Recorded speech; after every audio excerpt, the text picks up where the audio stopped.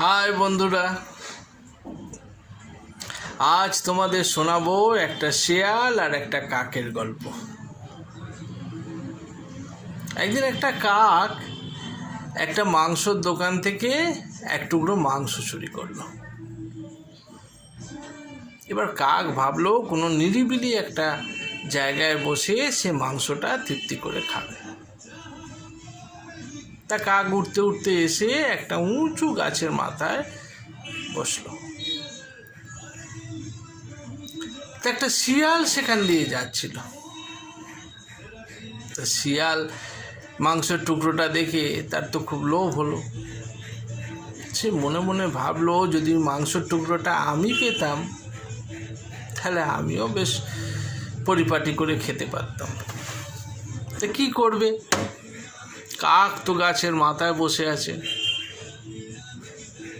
তখন শিয়াল একটা ফোন দিয়ে আটলো।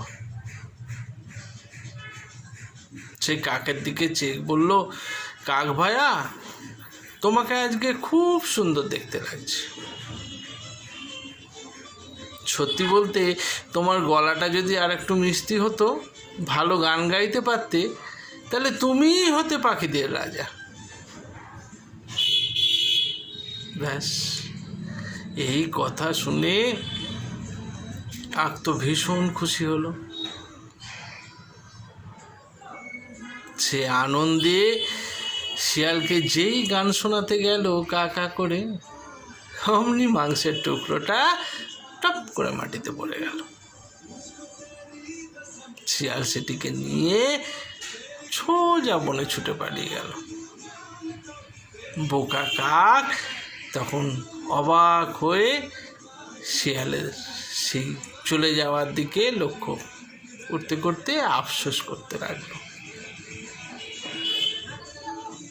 তাহলে বন্ধুরা, বলো দেখিনি, এই গল্প থেকে আমরা কি শিখলাম আজকে? এই গল্প থেকে শিখলাম যে স্থাবকদের কথায় বেশি বিশ্বাস করতে নেই। স্থাবক কাদের বলে?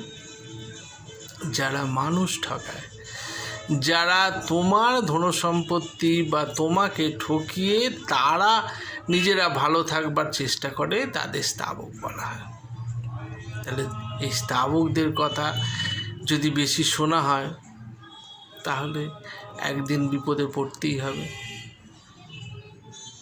যেমন আজ কাক পড়ল।